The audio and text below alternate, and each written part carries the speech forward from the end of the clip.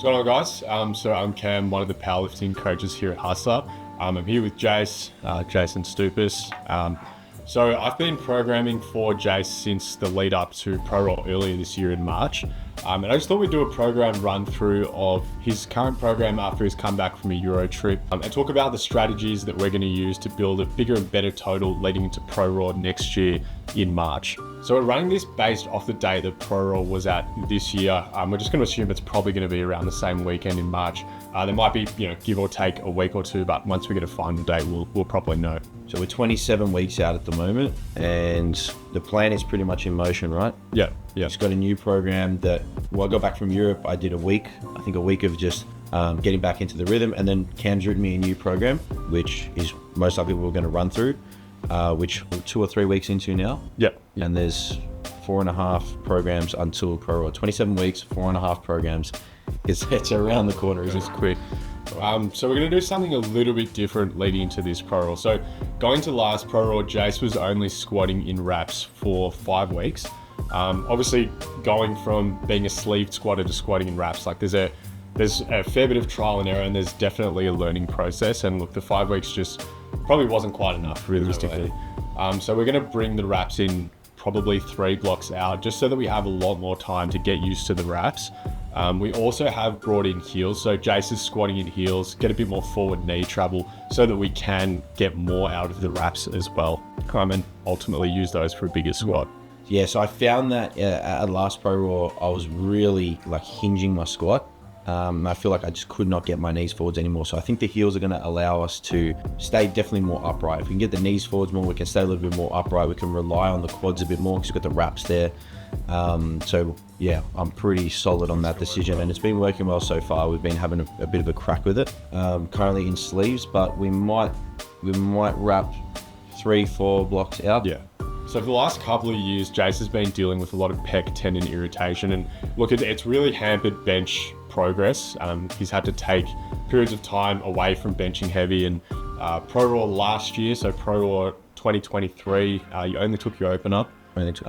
Just because that pec tendon was flaring up. But we have found a solution. We've been working with Swan from Optimum Performance and Rehab and hammering a lot of contracted position flies, and that's really, really helping. So I'm excited to see how we go now that bench, isn't hampered and isn't interrupted, and we can just build really good momentum with bench.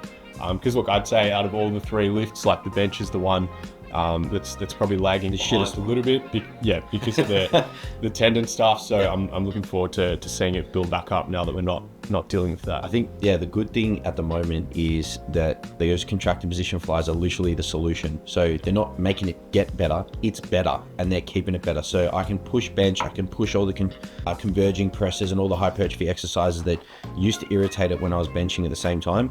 If I'm doing these contracted position flies, which is a movement that we don't really hit the contracted position in powerlifting ever, unless you're doing accessory work. We're out here in the stretch position. So bit of variation there, it literally solved the problem. Click, bang, solve the problem. So I reckon we're in for a good one for this Pro Raw. So something that we touched on a little bit before was just getting some movement variability in there. So with the contracted position fly, again, we're not really hitting the pecs in the contracted position much in powerlifting. And you will notice with powerlifting where we're loading the same patterns over and over and over again, and we're loading the same tissues over and over again. So if we can get some variability in patterns that we load and the tissues that we load, normally it just leads to bodies feeling a little bit nicer. You'll notice most powerlifters can't rotate at all, so we've added in some rotation in Jace's program. Again, my favorite. Yeah. So obviously Jace is super busy, runs the coaching brand, runs HUSLA GYM as well, and coaches a full book of clients. So he can be a little bit, he has been in the past a little bit reluctant to hammer some of those variability movements, but they do seem to be keeping his body just feeling a lot happier and a lot more limber, I would say. So it's working well, and I think it'll pay dividends in the long run. So look, powerlifting can be very time consuming at times. And again, as we touched on before, Jace is a super busy guy. So what we have done just to bring down session duration a little bit is we've just focused on the quality of sets. So we're hammering fewer sets, but we're hitting them harder. So getting either 2 failure on a lot of these accessories or very close, like an RPM 9. And that seems to be working really well for muscle growth. It's helping Jace get his sessions done more quickly. And then we've also switched from a 3-day split to a 4-day split. So we've just taken some of that volume from the 3 days and spread it over 4 days so that those sessions are easier to get in and get out of. We also changed up my training days too. Yeah. So I was training Monday, Wednesday, Friday because it was just a really nice break between each session. And we were doing full bodies on all of those days. And the last day was an SBD day. So that was quite taxing. And what we've looked at doing now from going to 4 days is actually having an upper day on day 1 and then a lower day on day 2. And then my squats and deadlifts on day 3. Yeah. And then day 4 is another upper day. So we're splitting it up. So back-to-back sessions, I'm not just hitting the same muscle groups. And I've moved it away from my biggest work day, which is Monday. So that was also something we discussed, and I honestly think that this is a really, really good split that works well with, I guess, my lifestyle at the moment, like work-wise, which is something that is tough when, I guess, we're coaching people to sort of figure out how to get their sessions in if they're busy or they've got busier days. Sometimes it's like reducing some days or and putting bigger days on the weekends or whatever it is. But for me, it was going to 4 days, getting rid of that Monday session because the Monday was just finish at 8 p.m. and then I got to go downstairs and train. It's just not happening. Putting a Tuesday, Thursday, break, Friday, Saturday training, and all of those days I'm at work anyway, and they're lower, I guess, requirements for a work standpoint. So that was another really good intro that Cam suggested, and I'm loving it so far. Yeah, and look, at the end of the day, like, the best program is a program that you can follow and the program that you can hit hard. And it doesn't matter how well, things are written in there. If you're missing sessions all the time, well, you're probably not going to be putting your best foot forwards. So since going up a weight class and then switching federations as well, Jace's total's grown quite a bit. And typically what we do see is as your total increases and you're putting more weight on the bar, people can't actually handle as much volume. So gone are the days where Jace was squatting twice a week, deadlifting twice a week, and benching 3 times a week. Sometimes 4 as well. Yeah, sometimes. A lot of it was 4. Yeah. Like, if we were to do that now, it wouldn't work. Yeah. Everything would snap. Yeah. We'd probably hit a wall in week 2. Oh yeah. So at the moment, we're only benching once a week. Granted, there is heaps of hypertrophy work in there, and we will bring in a second bench day, probably in this next block, and see how that goes. If we go well with 2 bench days, running into Jace's Pro Raw peak, we'll run 2 benches a week. But at the moment, we just want to rebuild that tolerance, keep the pec happy, and bench is progressing. So what we're doing now is working. So as just touched on before, day 1's Jace's primary and only at the moment comp bench day. So again, we've started quite conservatively. It's 3 sets of 5. The sets are at an RPE 6, 7, and 8. So because we've kept RPEs constant throughout this block, this should give us a good idea of whether what we're doing is working. Because if Jace is hitting sets at the same RPE, but the weight's going up, that's a really good indication that your bench is in fact getting stronger. Yep. If we were hitting the same RPEs and weights were just not moving, then after a while, it's probably worth adjusting the strategy. Then we've got the converging machine press. So the idea there is just to get a little bit more range. We've got a nice 2-second tempo on the way down, 1-second pause in the bottom. That's going to do a couple things. It's going to limit load. Again, typically on accessories, if load's a little bit lower, but we're still hitting that RP, again, it just leads to joints feeling a little bit nicer when we're pushing load hard on, comp focused lifts. So then we've got a chest supported row. I like the chest support just because it takes away some lower back fatigue, which again, when we're squatting, benching, sumoing, there's a fair bit of lower back fatigue already. Yeah. So if we can save that on accessories, it's normally a good thing. So we've just got 2 hard sets there at an RP of 10. Again, that's working really well for Jace, and it helps him get the sessions done more quickly. So we've got the contracted position machine fly. Again, we touched on this earlier, but that just keeps Jace's pec happy. So we're going to keep running that. We're going to keep hitting it hard as well. That's the big thing with these rehab focused exercises. We still need to hit them hard. If you're doing rehab exercises with, a mini band and you're benching 150 kilos, realistically, those exercises probably aren't going to be hard enough to actually elicit the response that we want from them. So with your rehab, push it hard and heavy like you do with your your primary lift, and that's going to get you the best result possible. Then we've just got the Nautilus seated row, elbows tucked, lat focus. Again, just more back and lat hypertrophy there. So we've got a tricep push down. Again, 2 hard sets there, stronger triceps, bigger bench. Tighter t-shirt. Yeah, pretty straightforward. Machine preacher curl, again, 2 hard sets, bigger arms look sick. And then we're just finishing off the day with a kneeling lateral raise. Again, bigger delts might help with the bench a little bit. And then the ab machine. Again, just to get into some flexion, powerlifting hammers extension. So if we can get into flexion, again, normally leads to things like lower backs feeling a little bit fresher. Cool, so day 2 is pretty short and sharp. It's just some lower body accessories. So we've got a leg extension, 4 hard sets, some tempos in there as well, just to somewhat limit load and get a bit more time under tension too. We've got a standing hamstring curl, and then we've got a machine glute kickback. So this glute kickback is just to get a bit of glute volume in there, same as a standing hamstring curl. And then we're going to bring RDLs in on day 2 as the primary lift for that day. But in the lead up to that, we're just getting a bit more volume through those muscle groups before we hit like a hard lift like an RDL. Because with Jace, we hit RDLs hard. We treat them as a main lift. So just a bit of a bridger. It's a short day, but it's hard. Yeah. All the sets to RP 10, the leg extensions, like I'm wobbly after. Doesn't look like much, but it does a bit. Yeah. I'm always sore after this day. Yeah. But yeah, I think the plan is to remove the glute kickback and swap that for an RDL, put the RDL as the beginning movement, because generally you just want to get back into deadlifts and squatting again, having the 6-week layoff.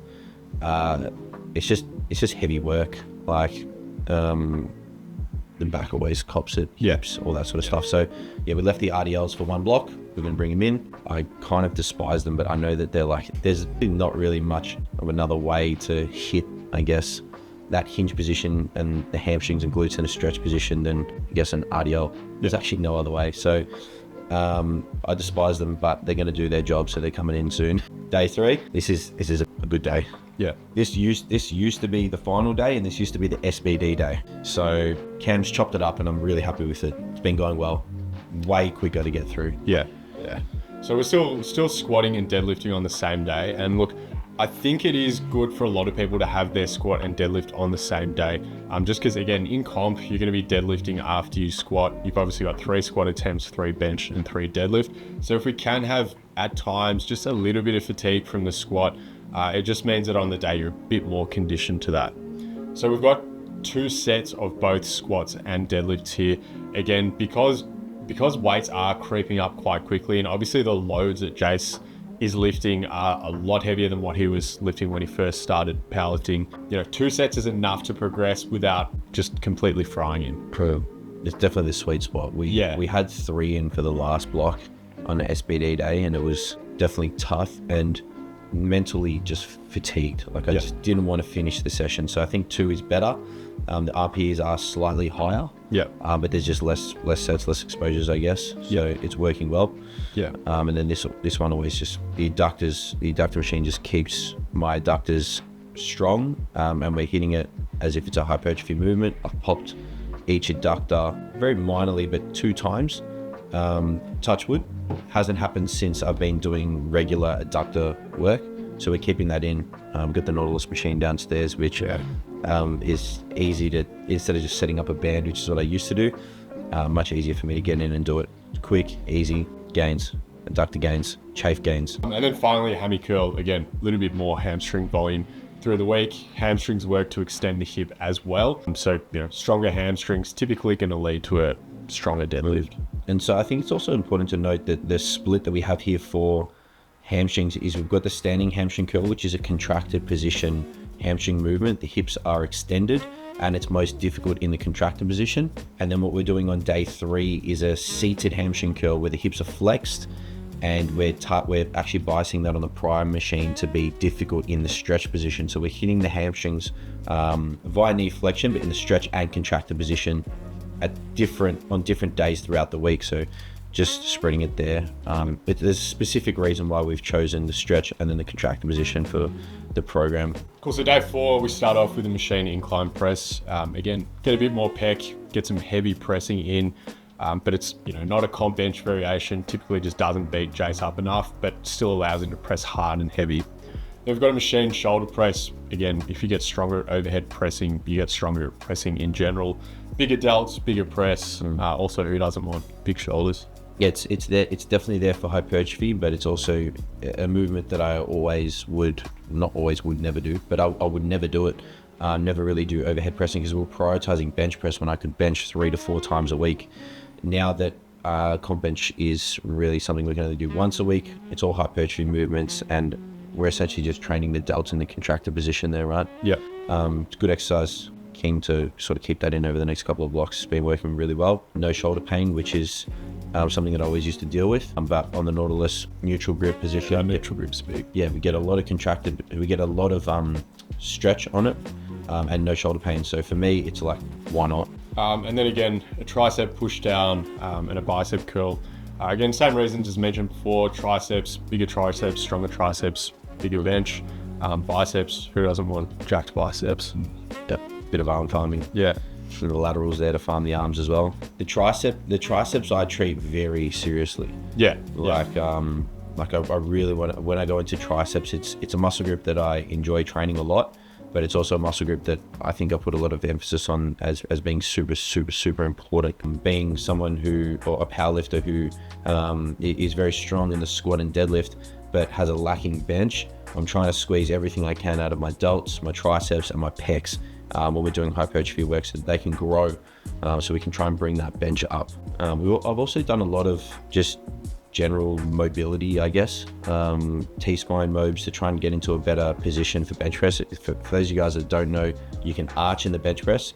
So I really tried to improve that in my early years of powerlifting, and I've definitely hit a wall with it now. There's no more. It's just back pain anytime I try and do anything more with it. So we tried to essentially maximize or reduce the range of motion as much as possible within the rules of powerlifting to bench more. And for those of you guys that think it's cheating, come and do it. So yeah, finally on this day, we've got in a lateral raise, again, delt hypertrophy, who doesn't want bigger delts?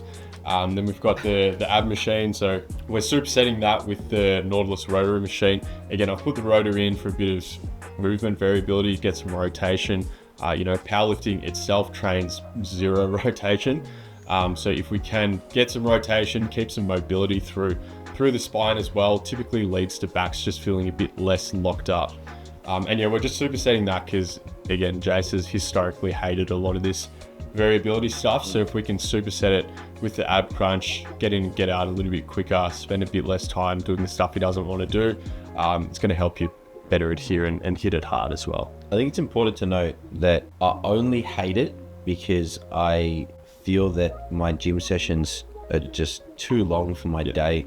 If it was 4 or 5 years ago where I just had less load on my plate, I would just spend 4 hours in the gym training. So I don't hate the exercises. It's just by the end of the session, it's like 9 p.m. and I got to get home, eat, go to bed, wake up the next day, come to work. And that's the only reason why I say I hate it. I don't really hate many exercises. It's just that. Yeah, because I think it's good content. Like there's so many people out there that work long days and have other commitments. Maybe they've got children or whatever.